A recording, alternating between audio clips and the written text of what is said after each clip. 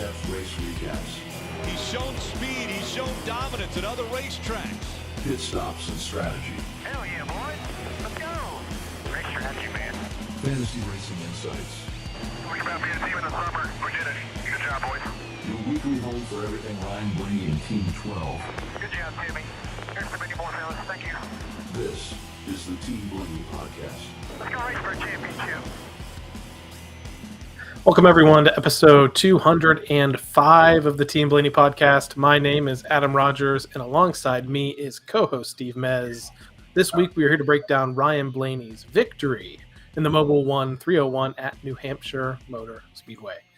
Steve, welcome back to another episode of the Team Blaney Podcast, and it's one of our favorite style episodes all season long. It's our third time being able to do this in 2025, and it is a victory recap episode after Team 12 captured the win this past Sunday at New Hampshire Motor Speedway, lifted up the lobster and plenty and had plenty of champagne and maybe some 10 runner. You don't know in victory lane.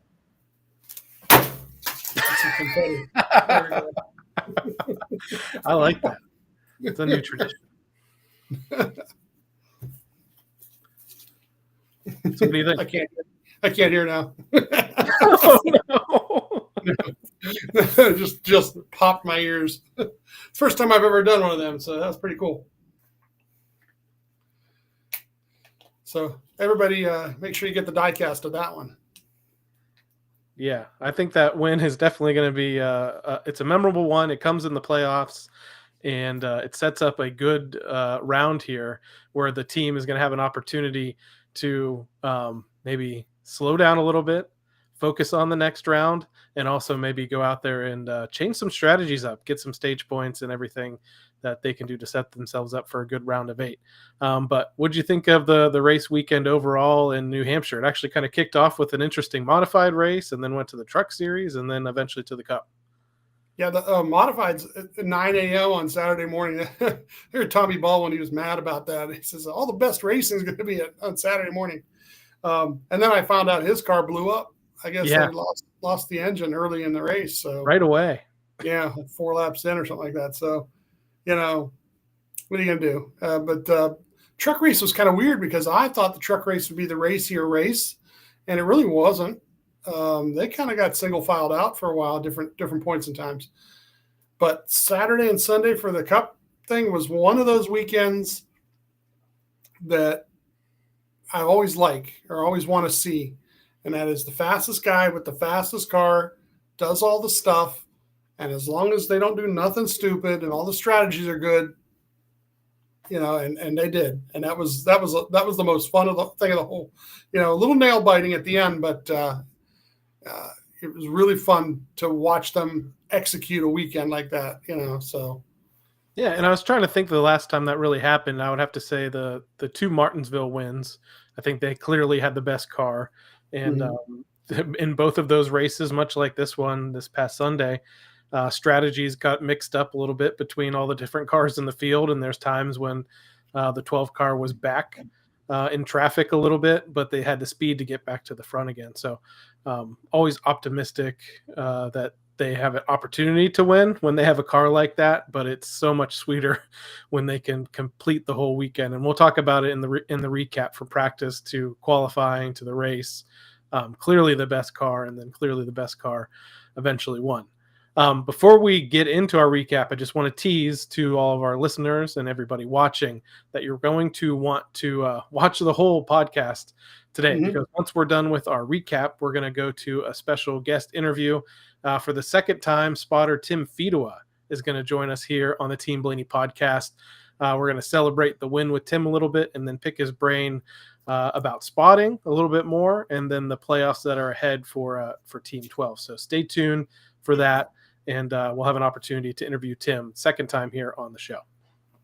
And I'm informed that I owe the dog some special treats after that. She's probably cowering under a table somewhere. That was pretty loud. I'm honestly glad your hearing came back, because if anyone's still listening or watching, I'm trying to fill the gaps there, because I was like, oh no, I think you really actually can't hear. Right, it rung my ears for a little bit. It was a little bit, but got that idea last night, and I'm like, they were only a couple bucks a piece at Walmart, and my wife says, go for it, let's see what happens. And there it is. I didn't shoot them off. The second one was a little better where you saw it. First one, I shot it like off that way somewhere. So yeah, maybe I'll take a panoramic picture later on. Get another reason why, if you are a diehard listener to the audio version of this show, check out our YouTube channel or watch us live on YouTube and Facebook on Monday nights when we do the recording, because you never know what you're going to see. So let's talk about we talked about practice and qualifying being great. Let's talk about it. Let's get to the fun part. Saturday's practice in Group B now. All the playoff guys in Group B. So Group A goes out about 10 minutes in. The fast five with a single lap: 16, 60, 35, 41, 71. But the best overall 30-lap average in the first session was the 21 car. And I always you're looking at a team car like that, and you got to wonder, how's that going to translate to the second practice, and how good are they? So the 99 ran the most laps. He ran like 46 laps there. So we get to Group B, and 2 laps in, the 24 actually goes to P1 here, but 5 laps in, Jonathan says we're going in the right direction. Overall, it's like the 20th best single lap. But then lap 6, Tim says really good, and now all of a sudden they're the 6th best overall lap and second in the group. And that's really what you want to see, because you can only compare yourself versus guys running under the same conditions there. Lap 8, Tim says they're the only car running in the 29s at that point. So a bunch of guys' tires went away pretty quick. And they actually, even though P6 still, they actually got a little closer to the fast time at that point. It was 0.131 back.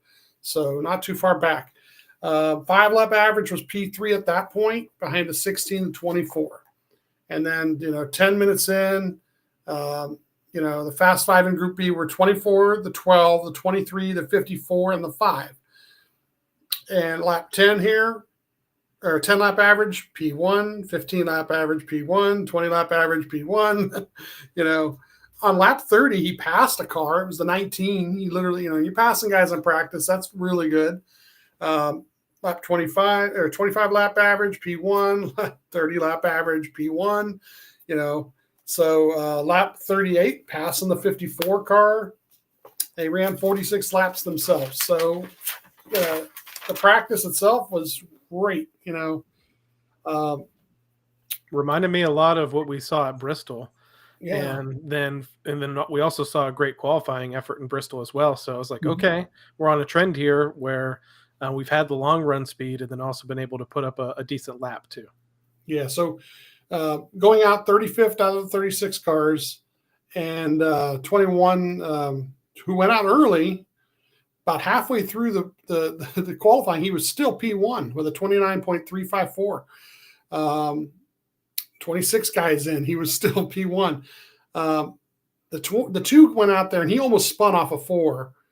And once Ryan and we want to listen to the interview, because we talked about this a little with Tim.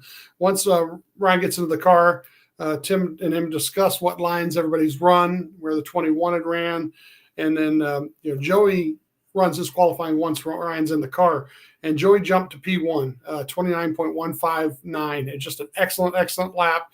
It crushed. He was like 0.2 better almost than the next nearest guy at that point, and he just stuck it, and the car stuck for him. Ryan goes out though and puts it up to P2 with a 29.329. So outside pole to start the race, looking good for Sunday. So we get to Sunday, and we got stages of 70, 185, 301, 8 sets of tires, a fuel run of 85 to 95 laps, which they're never going to get to. They're really going to be based on tires. Pit stall 6, which is a great spot here. Open in front and the 38 behind them. So really won't have a lot in the way to deal with during the race. And Joey took the inside for this initial start of the race, which was a little bit surprising. Usually the guys start the high lane, but lap 1, it sorts out to P5. and a couple of the guys on the inside, went with him. So Yeah. I was like, here we go. And we've Yeah, seen boy. this. We've seen this throughout the year where in certain situations they struggle a bit on restarts. And it's funny because the broadcast crew was really talking up Blaney in the pre-race Mhm. and leading up to the start. And then they just see him sink through the field real quick, and they're like, well, and then they kind of say the same thing. We've seen this out of the 12 car where they don't always get the best restarts, but when it settles in, they're going to be able to pick their way back to the front. Yeah, so at lap 2 there, the 21, the 77, the 24, and the 45 had gotten by. So P6 at that point. And at lap 3, the 88 gets by. And he was like crazy fast early in the race. So P7, but 2 laps later, we pass them, get back to P6. Lap 10 here, even though they're P6, they're less than 2 seconds back of the lead. So Joey's not checking out, Lap 11 here, we passed the 45 to get to 5th. Lap 16, passing the 24 to get to 4th. At lap 19, passing the 77 to get to 3rd. And at lap 30 here, in 3rd, about 2.9 back of the 22.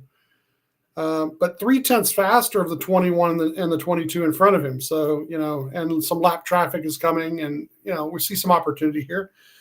At lap 34, he clears a lapper, which is the 51 car, without having to change his line. So it's an interesting thing about lap cars. If it takes you longer, you catch him at the wrong spot, it could be a half a second, and really this does, help Ryan. He's 1.75 back now, the lead. Lap 40 here, P3, but 1.1 back. And then lap 42, we passed the 21 to get to 2nd, and we're only a half a second behind now. And lap 51, we passed the 22. P1, here we go. This is, it took a little bit, but now we're warmed up and ready to go. Yeah, and that battle with the 22, especially with we'll see later on in this race when it comes to teammates racing each other, was a tough battle. Joey did what Joey does. He likes to aero block. He likes to just throw blocks in general. And there's a moment where Ryan's like, okay, that this has been enough. And then about a lap later, Ryan gets past him. But my favorite thing, and we talk about the in-car cameras all the time, but you can see Ryan setting up the pass. And I think you text me something, like he's just toying with them or something at this point. And you see him kind of go a little bit wider and then dive down lower and then does it again. And then boom, gets up underneath him. And that's all he needs is to get basically to his left rear and get side by side. And then that was pretty much all it was. But it was a nice spirited battle. No contact was made. No feelings were hurt. And it takes the lead just like he should. And I don't think anybody was surprised because they knew looking at that, the 10, 15, 20, 30 lap averages from practice. Yeah. Here we are. Yeah. So being the first stage was going to be kind of short at 70 laps, I was thinking that they may be able to go, all the way to the end of the stage. But the 51 car, and actually this happens literally in front of Ryan, right? The 3 hits the 51, I think it was, and spins him, and it Ryan just bumps the 3 too. Yeah, I mean, just a little tap, but still, man, that was scary. Just craziness. So now we are pitting here, and there's cars that were lapped down. They're going to take the wave around the cars that were lapped down because that'll they'll get the stage break and get their position back. 4 tires though, in P1, out P1. TV says it's a 10.1. NASCAR's app is a 9.960. We're taking the top for the restart lap 69. It's 1 lap to the end of the stage here. 21 is below, the 22 is behind us, and we get clear in 1 and 2 and win stage 1. So right off the bat, get to where you belong, get there, win a stage, get a point for the playoffs. Yeah, that was best case scenario for what happened right before that because I was down for sure because I was like, here we go. Like he was going to run away with the stage win, get the playoff point. Something dumb happens right at the end here, and all everybody is thinking about is how the start of the race went, and thought, are we going to see this again? The difference, though, is the 12 was in control of the restart, so he has an opportunity to fire when he wants to fire. Maybe slightly early, maybe not. I don't know.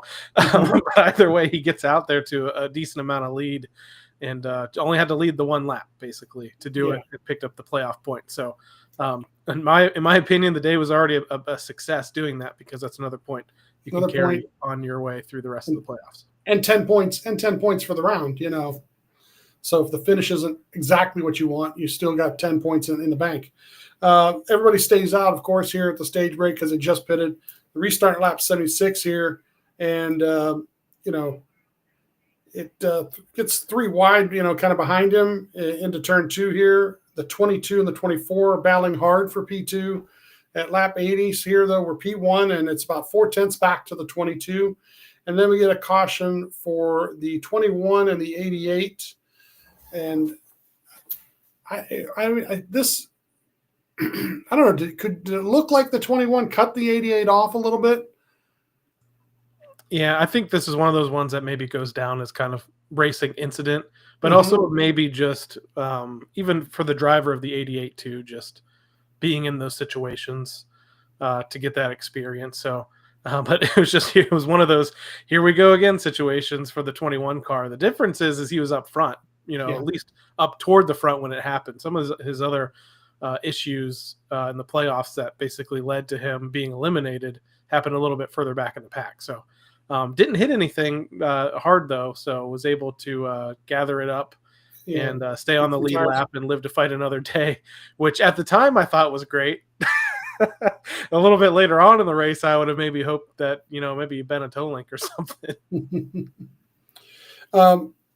So staying out here, choosing Ryan taking the top here, and the 24 will be below him on the bottom, and the 22 will be behind him. So restart lap 87 here, and we're clear by 1 and 2 here with the 22 running second. So it was perfect. He pushed him.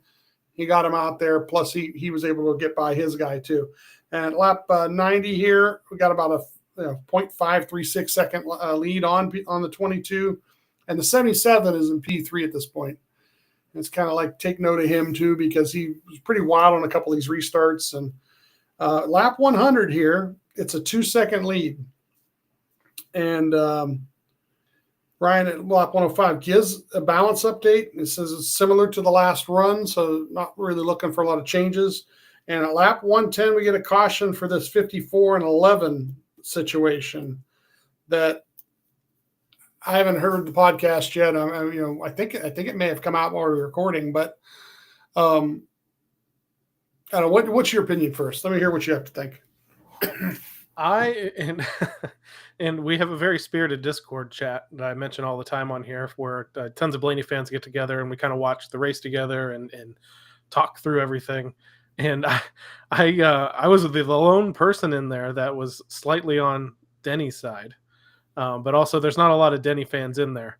In the fact that I'd been watching, for some reason, I was keyed on what the 54 was doing, and I don't know if it was just what TV was doing, but throughout this race, he was racing extremely aggressive around his teammates. Even before this sequence here, which lasted like 5 or 10 laps before it eventually was decided he wasn't going to do it anymore. He was bouncing off of his teammates. And then in this specific instance, between the 11 and 20, he kept making contact with them, racing really aggressively, when he's not even in, a position to win or even really move forward. And it's early in the race and you have teammates that are, racing for playoffs. I'm all for what happened earlier on in the race where Ryan and Joey raced each other hard, but nobody was hitting each other. And in my opinion, for a few laps there, the 54 kept chopping the 11. And I think the 11 was finally over it. You heard the radio communication where, again, shocker, somebody else melts down on the radio. And the broadcast plays it. Nice to see. He's kind of over it, and he, quote unquote, makes a mistake going into the corner where he slides up a little bit more. And again, in my opinion, the 54 was coming down a little bit as well. And the 11 just decided he wasn't going to brake this time. And I don't think he meant to crash him, but that's what happened. And I personally think, as Denny being the veteran on that team, just taught the kid a lesson. So that's my opinion. It was not very popular amongst our little group watching the race, though. here's the thing, and later on, like I said, stick around if you guys are tuning in live right now. We'll be playing an interview we did with Timmy Fidoa, and you're going to want to hear he actually gave a little bit of a take on it too. My biggest thing about it is you brought up what happened with Ryan and Joey. The biggest difference to me about teammates is Ryan and Joey are both in the playoffs. The 54 is not in the playoffs. He's the only one of his group that's not. And he's shown these flashes of talent that he can win races, and he won at the lower levels. But at that point in time, somebody needs to tell him to make a business decision. What's good for the business, the family business in his case, right? And what's good for the family business in his case is those three guys, whenever they're near him, let them go. I'm not saying you manipulate a race, but at this point in the race, he's racing them so hard for what? And Denny, I think, had every right to do what he did, unfortunately. This is just mind-boggling to me because the spotter, I think, is more to blame than anything else. I didn't hear spotter communication from the 54, but I think the 54 spotter needs to let him know, whether it's a code word or something, or say, hey, it's the 11. Hey, it's the 20. These are Gibbs cars. However he has to say it. They're racing for a championship still. And if you were owner of this company, and someday you may be, you're going to want if you're not in the playoffs, you're going to want the other guys that are in the playoffs to advance. So that's the part that's ridiculous to me. It's not like you said, Joey and Ryan racing each other. And even if Austin right now, they're all three in this round, right? The 54, Tyrone Gibbs is not in this round in the playoffs. He needs to pay attention to his surroundings, and his spotter needs to let him know, you're holding our guys up. Our guys are going places, and you're holding them up. And that's my take on it. Yeah, and I think it would have been just as simple enough, and again, maybe the spotter did, just to say, hey, you're racing around your teammates here. Think big picture. You'll hear that a lot, even from, even earlier in the season with Ryan, not under the same situation, but they'll relay that communication, like think big picture here. Mm-hmm. There's bigger things to worry about than this position.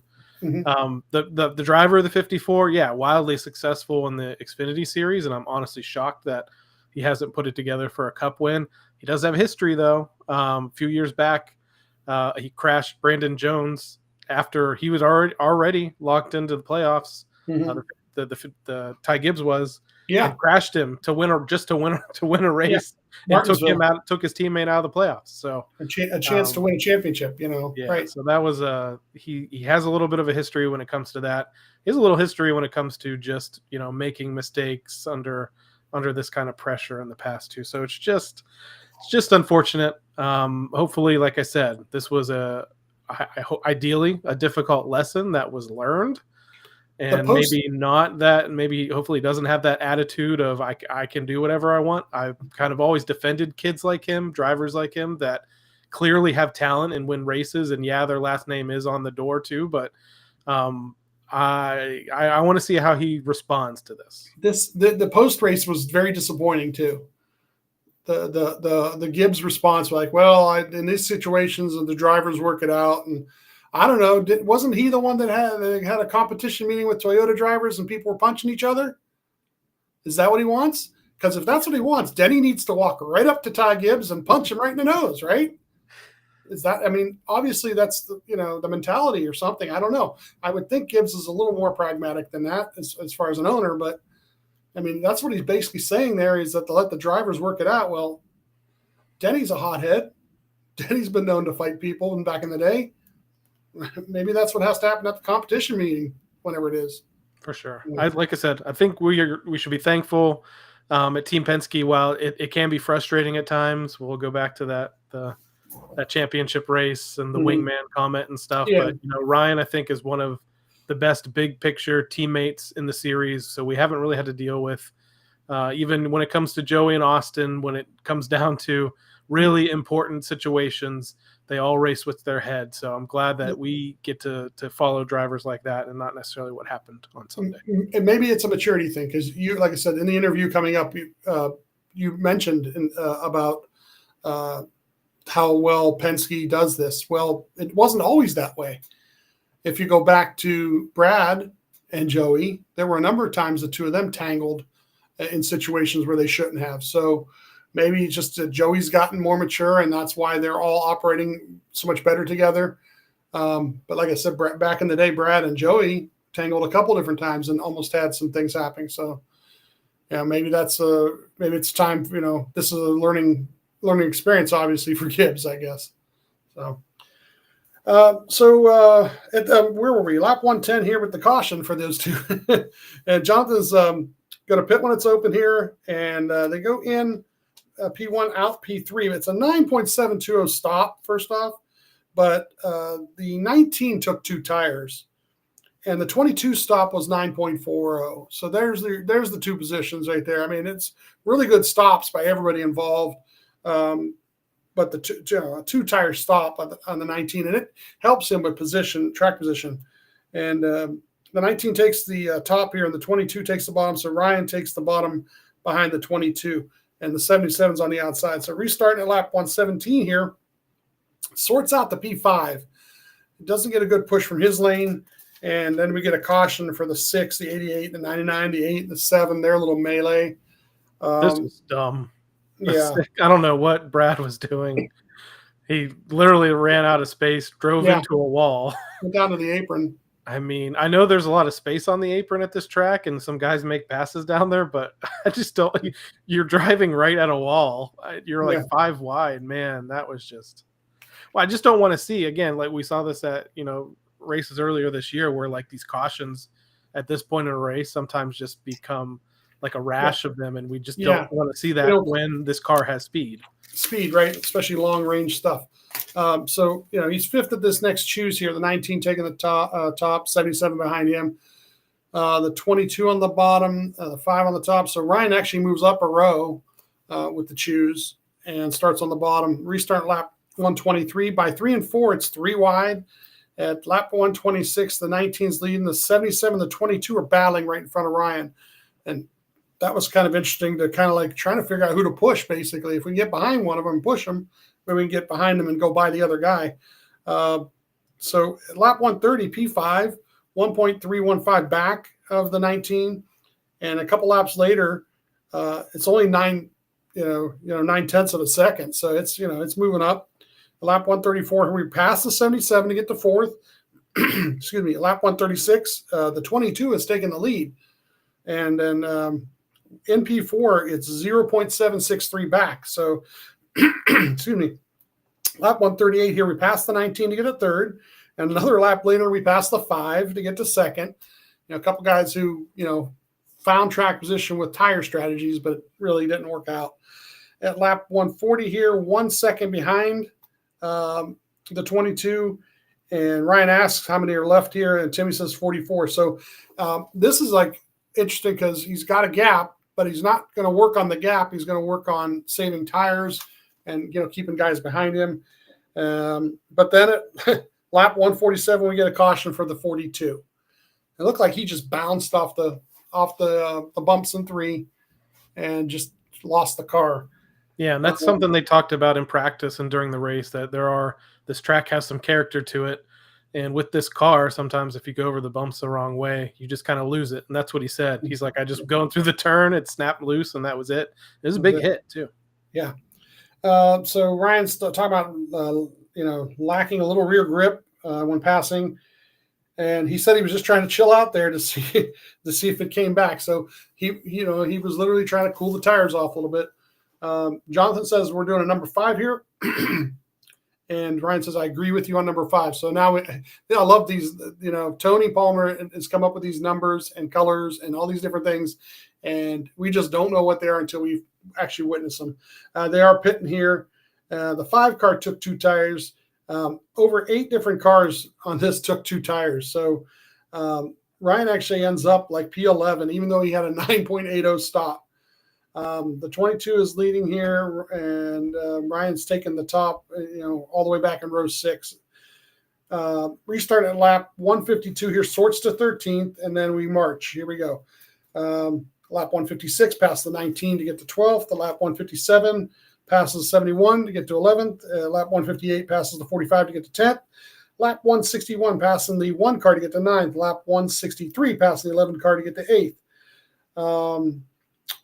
At lap 165 passing, or in P8, 4.51 back of the 22. I like to kind of keep track of not only passing these guys, but are we gaining any ground? Lap 168 passing the 9 and the 48 to get to 6th.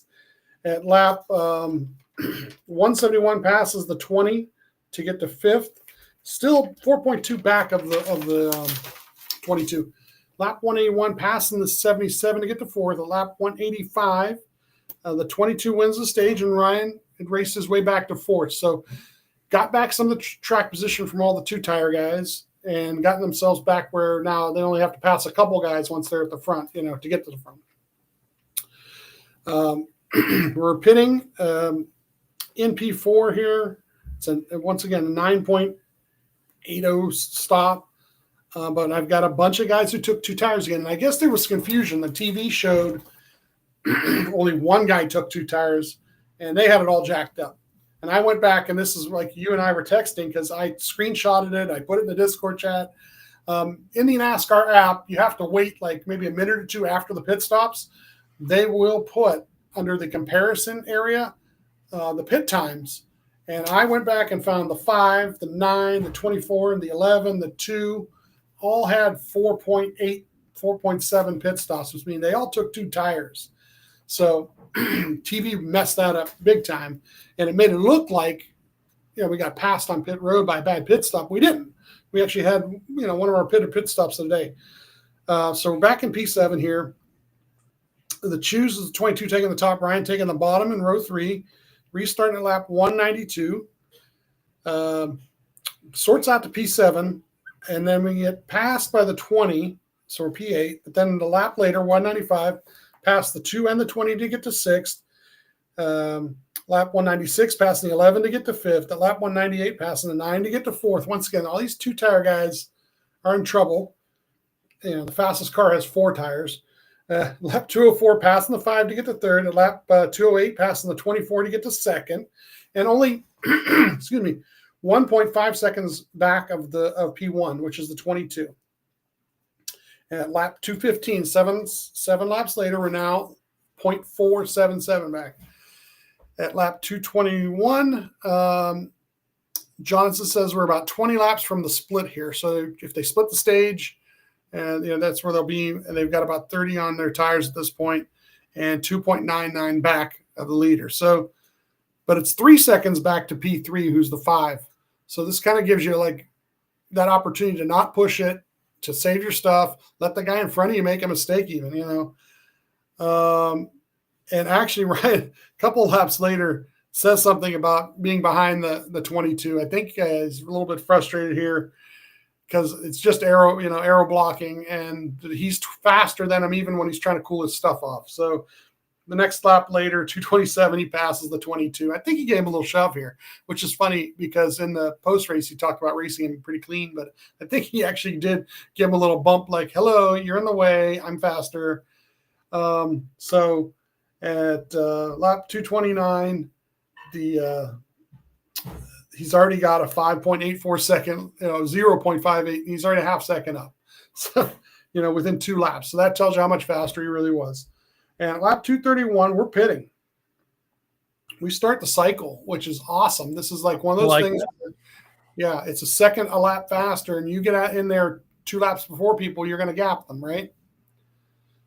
So it comes out P28, and it's kind of interesting because I just kept track of like how many laps it took between lap 234 and 243. So within 9 laps, everybody else complete the cycle. He went from 24th back to 1st. You know what was really impressive? That they stayed on the lead lap with the pit stop. Yeah, when you're leading from the lead, when you're pitting from the lead, if you do it right and you've got enough gap to second and third, and he stayed on the lead lap the whole time. Coming out when the cycle completed, 3.984 ahead of the 22. So he was about a second ahead of him when it started, and he went to almost 4 seconds ahead of him at the end of it. So great pit stop, great call, because he drug everybody else to pit road behind him. Lap 245 here. Ryan just tells Tim, I just want the gap to Joey. Just tell me what the gap is now. So lap 252, 3.115 back to second. So, and this gap is just mainly, if it stays green, maintaining the gap, making sure that I don't lose my stuff and he doesn't gain on me. But at lap 253, of course, we get the 51. I'm really, really tired of the 51. I like the underdog type of thing. I've liked it, but I'm tired of him now. He really does seem to cause a lot of, this was by himself, right? Or did he get punted on this one too? I think there was some contact involved, but regardless, he was multiple laps down. I think just hang back there and get to the finish. Mm-hmm. Now, in hindsight, I actually think this maybe helped the 12. Because they were going to go unless they were planning on one more short pit or something like this, this was going to be the longest run of the day, and we hadn't seen a run this long. So it just took out any kind of weird scenario where the only person I'm really worrying about is Joey, because in those super long run, save tires, save fuel situations, like, you can disagree with me, that's okay. The 22 has a history of like winning races like that. Yeah. So if there's anyone I'm really worried about, plus the 21, just how their super long run speed was too, that's another person that had an opportunity to get there. Again, he could have totally ran away with the win and everything. But I think in the end, having to be able to pit one more time and have an opportunity to do actually a different strategy than they've done all day long, and quite frankly, than they've done like the last several races, as everybody else has taken 2 tires. Mm-hmm. They had an opportunity to finally do it and keep the clean air. So it was okay. And it ended up okay. I was anxious still because I do want to see like long green runs to an end. But it was just the unknown of knowing this is going to be the longest run of the day if this goes green the whole way. You said about Joey having, but how many times has he actually done it against Ryan? How many times has he tracked Ryan down and done it? I don't really recall. And that's the thing, is like, with that many laps to go, and he's managing the gap and he's thinking about those types of things, as long as that gap didn't get within a second, I don't think Joey would have got to him. Joey would have used up his stuff trying to get to him, just like Ryan used up his stuff in the championship trying to get to him. So we're taking 2 tires here. So this is the first time now we're going to be on this strategy, and the 21 and the 9 stay out. They had pitted late in that cycle, so they were going to stay out. So for this, I actually was not worried about them at all, other than maybe some chaos they could create. But I was like, they're going to get taken advantage of real quick. So 21 takes the top, the 9 takes the bottom, Ryan takes the top, with the 22 inside. Now, Tim says, but right before they restart, that he's good with a pop. And what he means is he's good to take a shot from you on the restart. So they kind of time that up, and it basically pushes the 21 to the lead, and Ryan gets to P2 without having to even worry about the inside lane. And at lap 262, just a couple laps later, we pass the 21, get to P1. Lap 270, it's about a 0.7 of a second gap back, and the top 3 or 4 guys are all running a 30.40 lap time. So that's another thing. He's just managing a gap, trying to keep tires under him so he has them at the end of the race. Lap 280, it does close now. So this is when we get these couple laps of just like on the edge of your seat. And I just said, that the 2 guys out front I thought would get kind of eaten up, but they didn't, because the 5 or the 9 actually comes home with a decent finish, and we know what the 21 did. Right. I had hoped definitely that Ryan was managing gaps, but every other restart all race long he would drive away. Yeah. And I was like, oh, this is close. And then it's getting closer, and it gets closer. Really interesting listening to if you guys can find the post-race interviews they do from the media center, because Ryan does discuss how he was managing the gap, what he was looking at, what kind of lines he was looking to run.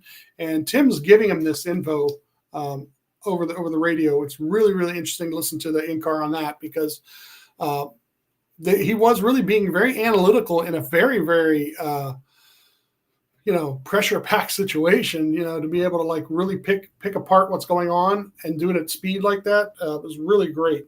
And he was mostly calm all the way through this run to the end. There is one time where you could tell like he's surprised too that the 21 is hanging with him. Like, and he asked Tim like, "Where's he running? Like what's he doing to stay there?" Because Tim is calling out those gaps, and he hears the gaps shrinking. Yeah. And the rest of the way after that, when the first time the 21 closed the gap again, I was in full anxiety mode. Like, and I did not even enjoy anything, even all the way till the checkers here. It was just, I was so like pent up and anxious of what was happening. Cause I was just waiting for something to happen, or waiting for I'm like, here's the 21's, like revenge here after getting beat out of the playoffs to like prove that, hey, I'm still a good driver in this equipment. Yeah. So lap 285 here, it goes within 5 laps. It goes from 2/10 to 5/10. So there was like a little bit of a bobble, a slip. I think Josh ran out of tires, to tell you the truth. His 2-tire thing worked out for a little bit while it was equaled out, but the longer it went, he ran out because TV did a really good job of showing the battle, and they actually show him try to make this big swing into the turn. Totally misses it, slides all the way up to the wall, and I think that he cooked the tires right there. Yeah, and that's when the gap kind of grows again. So yeah, so he got to the bumper a few times. Yeah, lap 290, 6/10 back, not 295 here, 8/10 back now, 3 seconds back to P3, and then that was it. And then we got to just watch the laps count down, just pray for no stupid cautions of any sort by anybody, and brought it home. And it was it's a great day for some lobster after that. Yeah, fun one. A new track for Ryan to check off. I think somebody mentioned he's won at 11 different racetracks over his career. So it's one where the last 2 years, and the broadcast talked about this, like he hadn't finished better than 18th. And I know we went through the stats last week on the show in our preview. But in this car, I never finished better than 18th. Yeah. So but the last 2 years, that's kind of if you're watching the races though, our friend, low percentage move, low percentage come out when they were in the top 5 in the race last year. So I think it was just he was flying under the radar when it came to this track and their statistics, but they brought the speed, practice, qualifying, the race. Lots of people question the strategy of them being totally married to taking 4 tires every time, giving up the track position, knowing that on the long run that they can pass guys back. And there's risk in that. There was plenty of restarts there where he restarted 7th, 11th, where you're kind of in the hornet's nest of the 77s taking people 3 wide. And even there was one point early on when they took 4, and the 21, as part of his effort to get back to the front, was really aggressive on some of the restarts. So, but they survived. Everything worked out. Total team victory, start to finish. And I thought everybody did a great job. And yeah, you got to hoist Larry the Lobster. They passed it around. There's some great photos of the team. You put up a great video on our social media of a compilation of all those pictures. Yeah. And there's a great one of spotter Tim Fedewa, munching on that lobster, that live lobster claw too after the race. So, where do you think this sets up the team the rest of the way? What are your expectations for the next 2 races when it comes to Kansas and the Roval? Are they already looking way past those 2 and focusing on the round of 8? I mentioned right away to some of the folks in the Discord, I was like, hey, we're going to win some stages at the Roval. Yeah. because they can do that depending on the way strategies work out. But the Kansas is an opportunity track, even just to pick up a win and pick up another 5 bonus points, right? Bonus points. That's what I'm really thinking. I think they're focused this week to go get another one. Go out there, show the speed, get the qualifying effort, and just go get another one. And then, and then, like you said, the Roval, play the game, get another point or 2 if you can out of it with a stage win. So, that's the next 2 weeks, and I'm sure that Kansas will dictate a little bit to them what they feel about Vegas, the first race of the next round. So, I'm sure they're going to try to help the teammates as best they can. Joey did a good job for himself, getting himself out of the hole, and then Austin is in the hole. So Austin's got to do some real work this week. Yeah, not sure what they missed. I mean, obviously, he had a good qualifying lap going until coming out of 4 when he slid. And he was just mired back in traffic all day long. And I'm not think they maybe have they did. They definitely weren't one of the ones that tried the 2 tires at different points, and it just didn't work out for him. So he's in trouble. So let's talk about that. The updated playoff standings for the NASCAR Cup Series, and it's great for the 12 car because they're top of the board with that win sticker, and moving on to the round of 8. In second is William Byron plus 47 to the cut line. Kyle Larson is in third plus 41. Christopher Bell plus 29 in fourth. Denny Hamlin plus 27 in fifth. Teammate Joey Logano, big day for him, like you said, plus 24 now. He was on the bubble coming into this race. So plus 24 now to the cut line. Chase Elliott had a decent run. I think he was below the cut or right on the line as well coming into this. He's in seventh plus 14. Chase Briscoe, who had all the momentum in the world coming into the playoffs, and eighth plus 12. Ross Chastain is now below the cut line. I think he did gain some points here, though. Minus 12. Austin Cindric minus 19. Tyler Reddick and Bubba Wallace are nearing must-win territory in 11th and 12th at minus 23 and minus 27. And this is one of those situations where the points reset can really hurt somebody. Bubba Wallace finished the first round of the playoffs, like I think nearly or at like plus 50 points. Yeah. The cut line. He restarted at like plus 3 or something or minus 3. And now it's at minus 27 because they just didn't, and they didn't have like the worst day of all time, but they didn't have a good day at all. And totally missed it. 23-11 missed it. Reddick had some problems on pit road, had some brake issues as well. So those 2 cars are on the struggle bus right now, and they had been the kings of Kansas, but not the last couple races there. Yeah. So it'll be interesting to see whether they can kind of get that back and have an opportunity for at least one of them to lock into the next round or do a little bit better. So Chastain, Cindric, Reddick, and Bubba Wallace, those are the 4 drivers under the cut line in the playoffs. And again, Ryan Blaney has advanced automatically with the win at New Hampshire. So we've been teasing it already. We should take a look at this interview that we did earlier tonight, recorded it, and let's go to that right now. It's with spotter Tim Fedewa.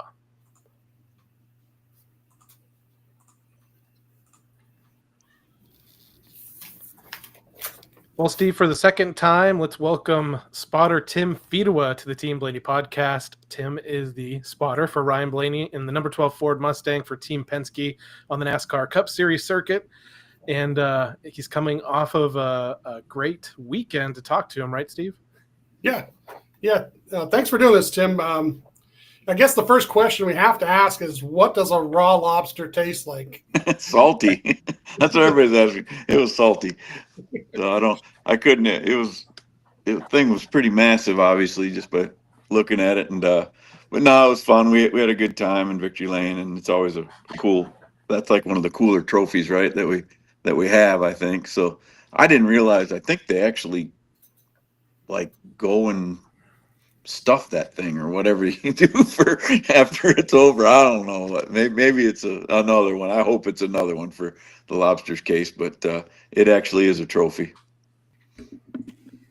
Now, that's not the first time you've actually got to enjoy Victory Lane at Loudon before, right? Well, no, I with Kevin, I think we won there once, and with SHR, and I think I drove to Victory there once back in the day when the wheels were square. So, it's back in the Busch Series in 2000.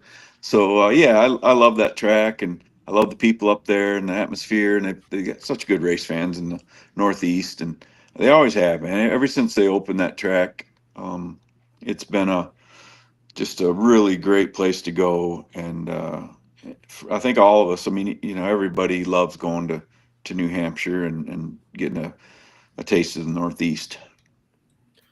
So whether at the track or through the NASCAR app or HBO Max has a great in-car camera with the spotter communication, team communication, a lot of us get to listen and follow along with you guys week to week. specifically yesterday in that win and down the stretch there, what type of information or communication is most important on like these long green flag runs, especially coming down to the win? Well, I mean, I think everybody does a little different. I think when it comes down to it, I waited for Ryan to really tell me what he needed. I think we were, cruising along. We had Josh behind us, and Ryan was trying to save his stuff. I knew that, and just trying to be easy on it to make it to the end and save a little tire. And then Josh got a little closer, and Ryan said, "Where's he running?" And I'm like, "Oh shit, this is getting serious." So we had to kind of do a little defense and just tell Ryan where the 21 was running and what line and in, off, middle, and these cars are so aero dependent that it makes a big difference where the car in front obviously runs, and you can air block and take away a little bit of the air and dirty it up for the guy behind you. So we done that for a little while, and in all honesty, I think we, after about 10 laps of that, Josh kind of came and then he kind of went, right. It was like he was good for 10 laps there when he caught us, probably got 2 back from us and then half back, and was on us pretty good. And then for about 3 laps, we raced pretty hard. And then Ryan did a great job, like he always does, of just taking care of his stuff and kind of managed to pull away a little bit there at the end. But, Josh definitely made everybody on the 12 camp nervous, that's for sure. Now, you've been in these circumstances a lot. You've had a long career, lots of success with Harvick in the past, and now with Ryan. How do you keep your composure in these situations? You mentioned Ryan did come on a little bit nervous. Like, how do you stay calm? Because you don't want any nervous energy to kind of rub off on what's happening inside the car. No, I mean, you don't, but I also feel like, I definitely, we as spotters ramp up a little bit. And I think sometimes a little nervous energy ain't bad for the driver. He knows it, but you still want to be calm and try to talk him through it. But, Ryan's he's a true veteran now, right? Like he does such a good job at handling all the situations that's thrown at him, as far as taking care of the car, taking care of the tires, what lap he's on in the stage or what lap, he's so aware and just got such good situational awareness that, I just have to help him maintain that. And, the 12 team is, hitting on all 8 right now. I mean, the pit crew's great. The cars are really good. And then that's overall, the whole Penske organization's done a really good job here, getting ready for the playoffs and making our cars real good. And obviously New Hampshire, we were really, really good. Now, it's kind of piggybacking on what he said earlier about, these giving advice, and I listen to the qualifying and practice too, and I hear you come on right away as soon as he gets in the car, and you're able to tell him some certain things. Is that just from your driving experience, or is it things that you're seeing, a combination of those things? It's more maybe a combination, but it's more just what I'm seeing, actually standing up above on the spotter stand watching. And then we have SMT as well, which is, the simulation, which we can see where everybody's lifting and turning in and where they're going to, throttle and where they're braking, how much they're braking. So he sees that as well before he qualifies, up until a certain point where he has to actually get in the car. Then, he might lose 5 or 6 cars which are probably the 5 or 6 most important ones once he starts getting in, because it's the fastest, at the end. So,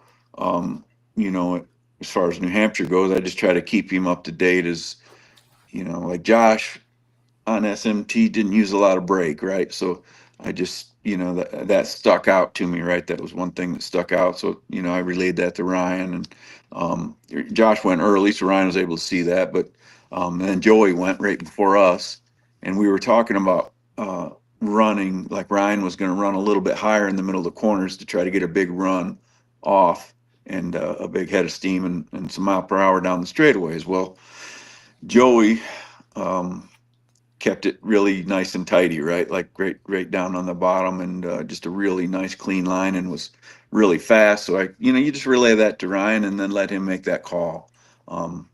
Like I said, he knows what's up. And so we kind of emulated that, which was kind of our fastest run in practice We really didn't mess with the top a whole lot. So, we come up second, but yeah, you try to just tell without over complicating things. You try to give them a brief summary of what's going on. And if you see something that sticks out, you definitely try to help them with that.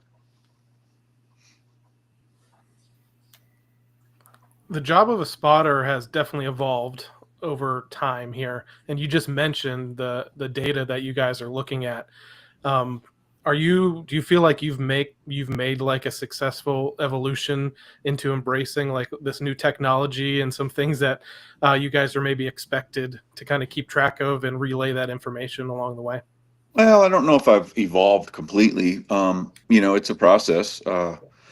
There's so much data, especially, not just the stuff we get at the track, but the data in general that we have at Penske and everything that we can go over nowadays is so much more than what was 10 years ago.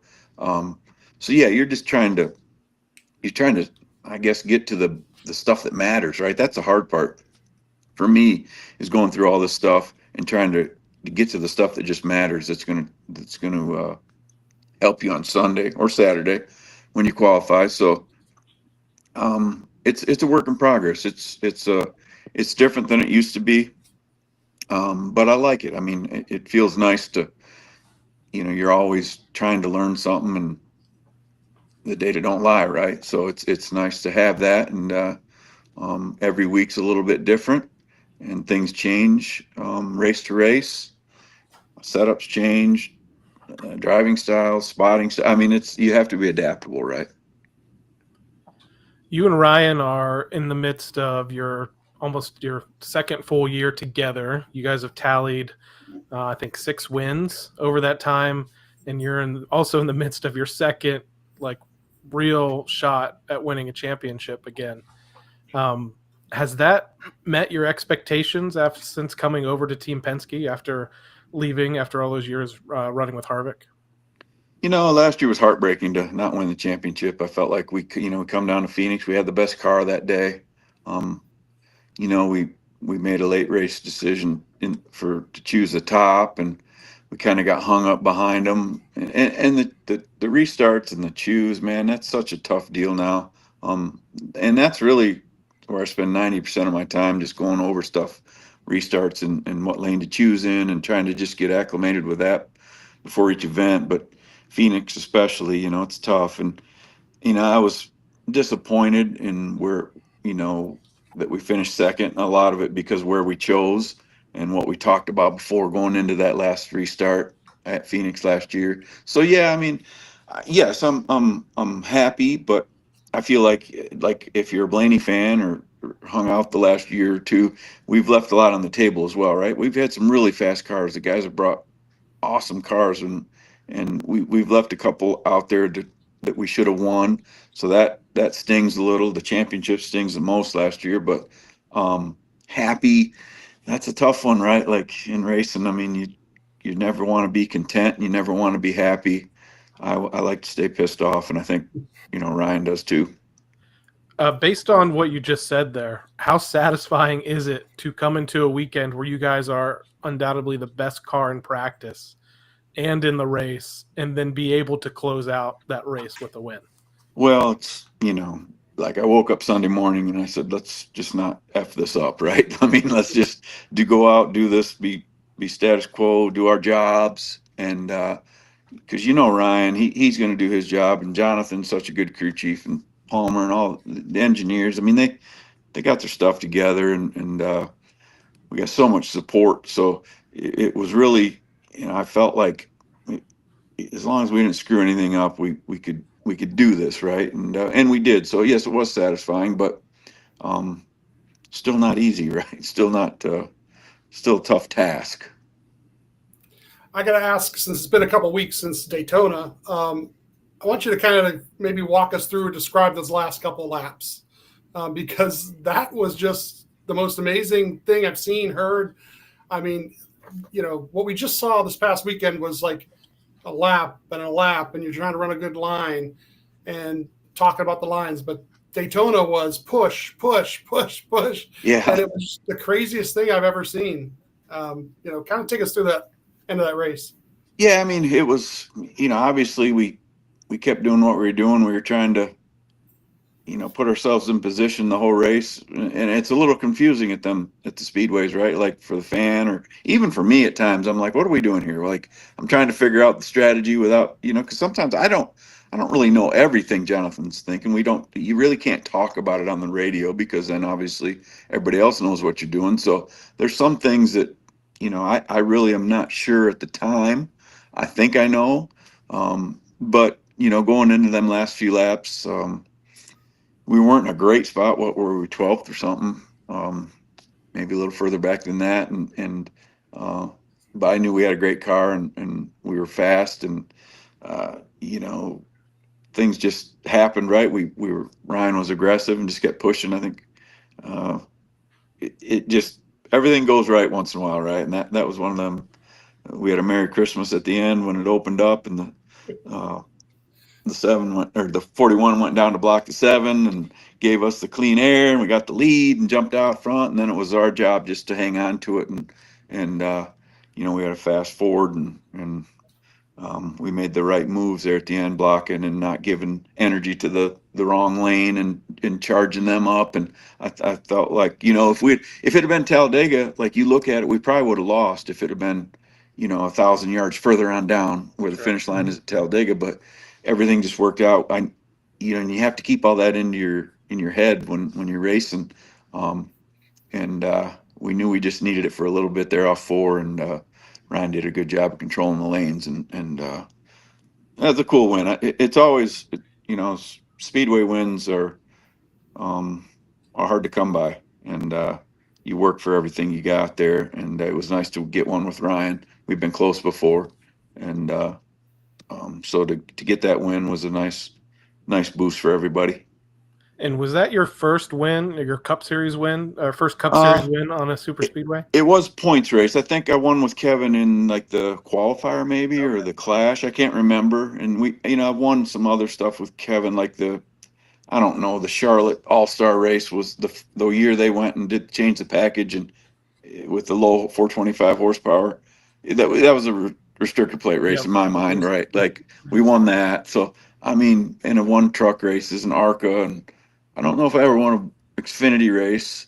So yeah, but that was the first points race, which is amazing, right? Like it's been a long time coming. We've come close. Like I remember spotting for Kevin in 23 when they beat us at the line at Talladega. Then we got DQ'd for our windshield, but didn't matter. But that was close. And there's been some other close calls, but to get my first real speedway win with Ryan in the Cup Series, yes, that was Daytona, and that's such a cool place to do it. So in contrast to just talking about the closing laps at Daytona and ending up in victory lane, what was the first run at Bristol like a couple weeks ago? It was weird. It was, everything's going pretty good. And then like 30 laps in, no one's really saying much. We're all kind of running around the bottom and, pretty status quo, I guess. And then I seen AJ go up the racetrack. I'm like, that's kind of weird, got a flat tire, and he pits, and then I see another couple more cars like go up the racetrack, and then all of a sudden like a switch went off. There's 4 or 5 of them, and then I'm like, Jonathan, is there something I need to know here about the tires? And he goes, give me a second. And after that, Ryan said something about like I can't remember exactly what he said, but he started struggling. Our tires started wearing out, and it was just like a light switch. And then it was on like Donkey Kong, right? Like it was like it was a year before, or year and a half before, I guess. But it was, I don't know, it was fun. It was cool because you weren't expecting that, and then it happened, and I really didn't mind it. I mean, Bristol's always busy, no matter if we're running the top or running the bottom like that. That was old school Bristol, right? Like running the bottom and bumping people out of the way and trying to get in a hole that really ain't there, and it bit a lot of people, and knowing when to go and when to save, and Ryan did a good job with all that. We really didn't. He just, like, again, his situational awareness is really good. You really don't have to coach that to him, right? He's been racing so long, and blessed to have a driver that's that good at stuff like that. What did you think of the surprise spotter that showed up that night? Yeah, that was, to me, it was, like I said, I think I said it's awesome, right? Like Mhm. that was, it come at a perfect time. We weren't even talking. We were just riding around under yellow, and I thought what was a little kid's voice, and then I said, this is kind of weird. I thought maybe someone on the box had, sometimes we get guests that come on board and Mhm. they're sitting on the pit box, or even then you'll get people that really shouldn't have a radio that get one, and they key up unexpectedly. And then when I heard him, and I heard Uncle Ryan, right? Like that was then it was just all ears, right? You're just like, this is great, get some popcorn here. And some people might not thought it was that great, but I thought it was cool as hell. And Ryan did too. It's that's part of the realism and the wholesomeness of our sport. And obviously we're glad it didn't happen under green or but in that situation, that he'll remember it, for everybody will remember it for a long time to come. So I had a question. Aside from Ryan's kind of dominant win on Sunday, the other storyline coming out of it is what happened between the 11 and the 54 car on track. The Team Penske guys are kind of known as being kind of one of the best when it comes to being teammates and working together. Is that something you guys talk about in meetings or at the shop, or because there's not like team orders specifically or anything, but I feel like in that situation, the Penske drivers know they have like a code on how they're going to race each other on track. Yeah, I think it's you race hard and you race your teammate with the respect that you'd want to give him in your certain situations, right? I think that's only fair. Um, you don't really want anybody to give anything to you. It's 100%. NASCAR's made that clear, right? In the playoffs, especially, like they don't want you manipulating anything or so. And I think Penske does a great job. I mean, you saw us when Joey, like we were trying to pass Joey for how many laps, right? And it was tough, but in that particular situation with Denny and Ty, I mean, I get it. I mean, one's trying to win a championship, one's trying to win a race, and it's not easy. I don't really know who was right or wrong. Don't really, don't. It's not my concern. But again, it's like kind of eating popcorn, waiting to see what comes out of it, right? Like waiting. This is pretty interesting, yeah. So we got six races left. Which tracks are you looking forward to? Which one do you guys pretty think you can, put another win up there on the board? Hopefully Phoenix, right? Like in the Final Four. I mean, that's our goal. Obviously we want to go get some playoff points this weekend, and at the Roval, it gives us some different strategy options for Jonathan and to think about and to try to do. But I mean, I look forward to every one. I think we're good. We're good at Kansas. We're good at Ryan's won at the Roval before. Sorry, and obviously Talladega is the hard the one that sticks out, right? Like anything can happen. But Martinsville I look forward to going to just because we won there last year, and Ryan really likes the track and the team runs good there. But I can't say that I guess if I had one track I really wanted to win at, it'd be before Phoenix, it'd be Talladega. To me, because there we go again. It's the spotters track where spotters make the biggest difference, I think. And Ryan's really good there at that type of racing, and our cars are good, our strategy's good. So it's like we have to really hone in on that particular race. There's a lot of different things that happen at Talladega, and we've had a lot of ups and downs, probably more downs on the speedways than ups. So for me, Daytona was great, obviously, but Talladega is going to be a pressure-filled weekend. Well, Tim, thanks for coming on and talking to us once again here on the podcast. Good luck the rest of the way. Definitely hoping that you and Jonathan and everyone on Team 12 is able to help lead Ryan to a second career championship and your first with Yeah. Penske. Yeah, we're going to try. We're going to do everything we can. We got a lot of people working on a lot of different things, and obviously, we just it's nice to get this win yesterday and get us through the next couple. But I was at the shop today, and there's no let up. Everybody's there grinding, and it's cool to see. I don't think we're taking it for granted. We're going to go to Kansas and try to win. We're not just going to ride these next couple races. We're going to get everything we can, and I think that's key. I think I've been in this situation before, and I think some teams have done this, and that like you let up a little bit. Well, you can't do that right now because momentum's building.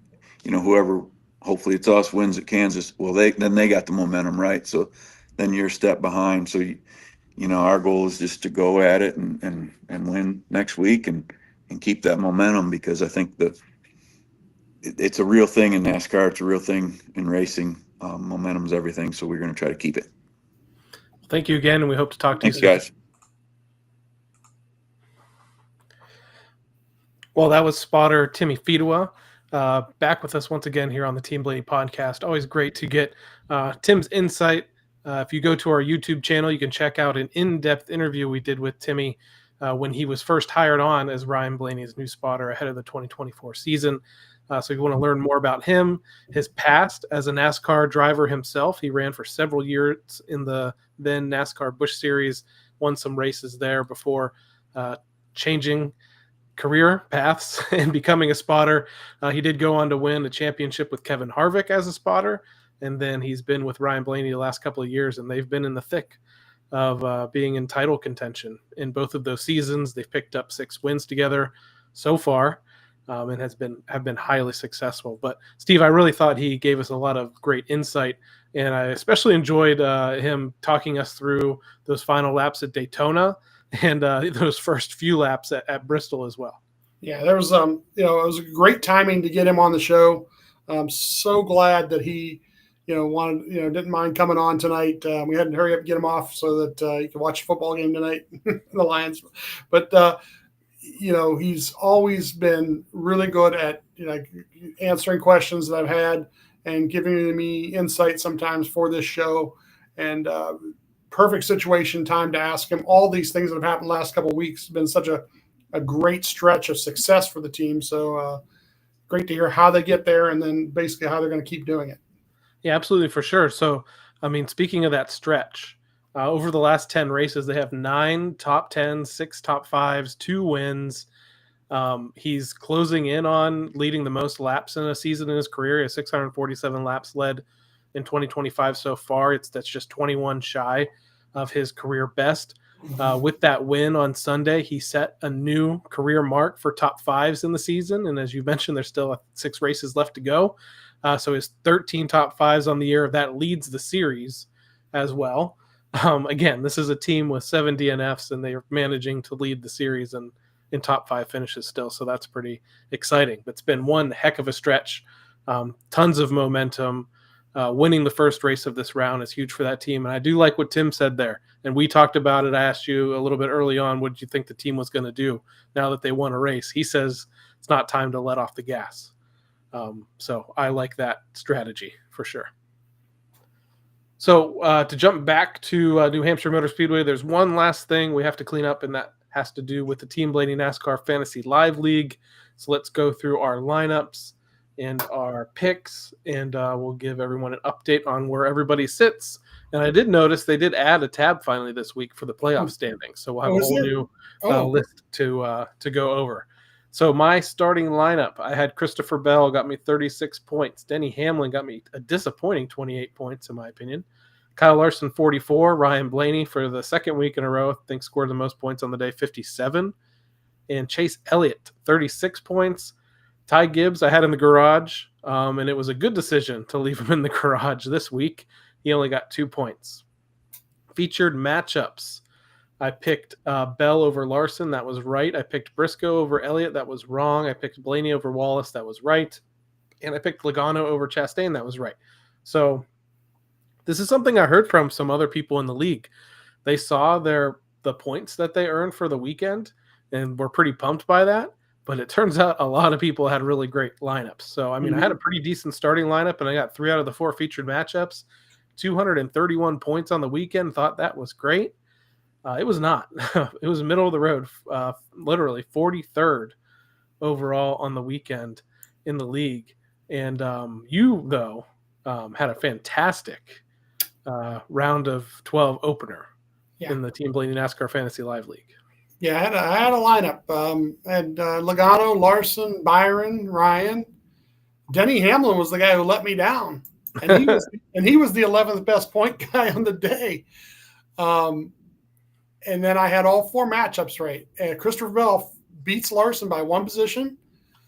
Chase Elliott over Chase Briscoe. Ryan, of course, over Bubba. And then I had Logano over Chastain. So literally I had like the top 3 or 4 guys in points on the day. And then, like I said, Hamlin was about 11th best in points. And if I got anybody else in front of him, I probably would have got to the front. Yep. 271 points overall for you. That was good enough for second. So someone still got more points than that.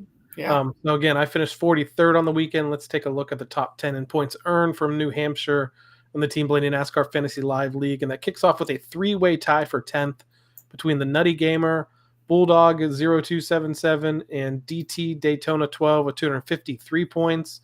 Al 12 fan had 254 points in 9th. My cousin Vinny is in 8th with 260 points. Our friend Chelsea Megan 1912 was in 7th, 263 points on the weekend.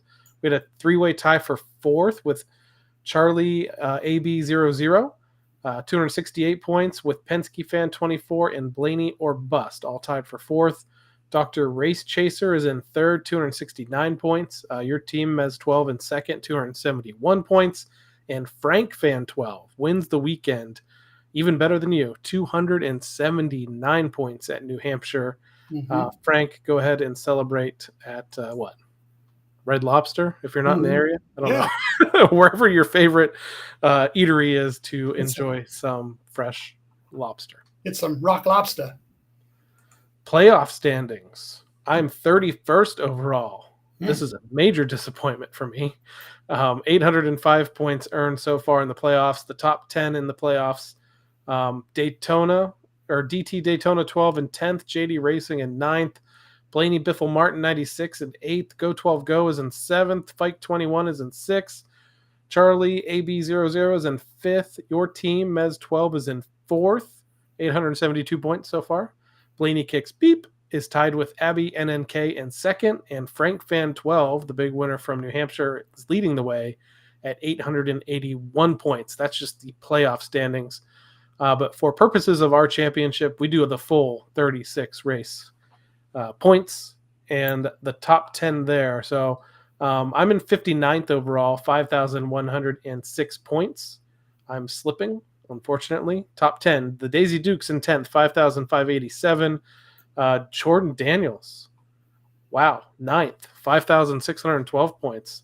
Mez 12 is in 8th, 5,647. Dr. Race Chaser in 7th, 5,662. Go 12 Go is in 6th, 5,669. Blaney Kicks Beep is in 5th, 5,677 points on the year. Pit Stop Pro is in 4th, 5,692. Former champ Clyde's Chicken Pit Racing is in 3rd at 5,727 points.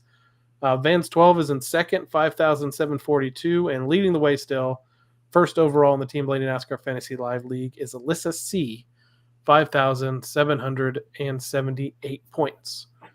And that brings us now to the second race in the round of 12 of the NASCAR Cup Series playoffs as they head to Kansas Speedway. ARCA Racing takes place on Friday. If you do want to watch that race, it's at 8 p.m. Eastern Time on FS1. Saturday, September 27th, we have practice and qualifying for the NASCAR Cup Series at 1 p.m. Eastern Time. You can watch it on True TV and on the radio with MRN Sirius XM NASCAR Radio. Qualifying kicks off an hour later at 2:10 p.m. Eastern Time from Kansas. And then 4 p.m. Eastern time, you have the Kansas Lottery 300 for the NASCAR Xfinity Series. That's on the CW network on TV, MRN, SiriusXM NASCAR Radio on the radio. And then Sunday, 3 p.m. Eastern time, you have the Hollywood Casino 400, Kansas Speedway for the NASCAR Cup Series, streaming on the NBC Sports app on cable with the USA Network. Driver cams are on HBO Max, and then if you want to listen to it on the radio, again, MRN, SiriusXM, NASCAR Radio on the call. Ryan Blaney at Kansas, 21 career starts, also the site of his first ever career start back in 2014 when he started 21st and finished 27th. 177 laps led, average start of 11.2, average finish of 14.8, does have 2 DNFs, but 9 top 10s, 5 top 5s. In the next gen era, Ryan Blaney has finished 12th, 9th, 16th, 12th, 12th. Last 2 races there, though, notably 4th and 3rd. That's exactly the speed we want to see when it comes to the 12 team this weekend, Steve. Yeah, 4th and 3rd, and I'm sure it's just a little bit of this or a little bit of that more, and it could be first. So just looking forward to another good Saturday practice, Saturday qualifying. Set yourself up, and why not get 5 more bonus points for the next round? Make it a little easier, if you can. This race winner in the spring went to Kyle Larson. Christopher Bell was 2nd. Ryan Blaney was 3rd. Chase Briscoe was 4th. Alex Bowman was 5th. Josh Berry, who had speed this past week, who had speed at Las Vegas when he won that race for the Wood Brothers earlier in the season, was 6th. Ryan Preece was 7th. Chris Buescher was 8th. Joey Logano was 9th. And John Hunter Nemechek in the 42 was 10th last year. The Legacy Motor Club cars have been pretty impressive the last few weeks, but they, much like some of the other Toyota teams, just did not have any speed or luck at New Hampshire. But maybe this is an opportunity for a bounce-back weekend for John Hunter Nemechek. Teammate Austin Cindric finished 11th in the race in the spring. So that's maybe he needs something. He probably needs a win, but he definitely needs to bounce-back week here with Kansas coming and then the Roval, which is a pretty chaotic race, ending the round of 12. So when it comes to this race, fantasy racing guru Steve, head of practice and qualifying, is there anybody that you think might be a lock for your lineup early on? Well, the Toyotas are usually the ones, right? They're usually lined up pretty well there for speed, and I don't see it to be much different. Although right now, 2311, something was a little off, right? I mean, this past week at least. But once again, it's a mile and a half, and the Toyotas seem to have the speed. And then we'll see what the race pace is like during practice. So that's the main guys I look at. And then once again, I wait till qualifying is over to kind of see in case anybody has an issue. And who knows? I mean, as long as nobody has any kind of problems going into Sunday, I'm looking at a couple Toyotas and then Ryan, and then the garage might be a Hendrick car, maybe one of them, Yeah, in the spring race there, you mentioned 2311, and we talked about them a little bit earlier. Tyler Reddick was 17th in the spring. Bubba Wallace was 33rd. He was involved in a crash. So they did not show up in that race. They didn't not show up in the last couple races there after kind of dominating for a little while. Kyle Larson's really the one that he beat Chris Buescher in that race I think you were at. The closest finish in NASCAR history, and then he won the spring race as well. So if you're looking at a Hendrick car, Larson was a little bit faster this past week in New Hampshire, just kind of inching back towards the front again. So if there's a time for that team to come alive, it could happen at Kansas. But I think you're right. Toyotas are some to watch, but I'm hoping that Team Penske kind of brings that top 5 speed again, and Ryan, whether it's just through speed and passing or through a little bit of strategy, can find his way to get back-to-back victories and just keep shutting people out from walking in to the next round and having to rely on going to the Roval and being very, very nervous about that, much like we have been in some of these playoffs in the past. Yeah. So again, if you want to tune in this weekend to action on track for the NASCAR Cup Series, 1 p.m. Eastern time is when practice and qualifying kicks off on True TV. The Xfinity Series races at 4 on the CW on Saturday, and then Sunday, we have the Hollywood Casino 400 presented by ESPN Bet, 3 p.m. Eastern Time, streaming on the NBC Sports app, USA Network on cable, HBO Max for the in-car cameras, MRN, SiriusXM, NASCAR radio on the radio. Well, Steve, I think that mostly wraps up this week's episode of the Team Blaney podcast. Folks should watch out. We do have the World of Outlaws coming to co-owner Ryan Blaney's racetrack in Northeast Ohio at Sharon Speedway. Look out to see the possibility of the number 10 car and Dale Blaney possibly racing. We can't confirm that, but right. They have shown up to a lot of big races at Sharon Speedway this year. So look out for that this weekend. But I want to thank everyone else tuning in, and thanks again to Tim Fedewa for stopping by and giving us some insights a little bit earlier with the interview. And thank you, everyone, for tuning in to this episode of the Team Blaney podcast during the week and on race day. You can find us on Facebook, X, Instagram, TikTok, and YouTube.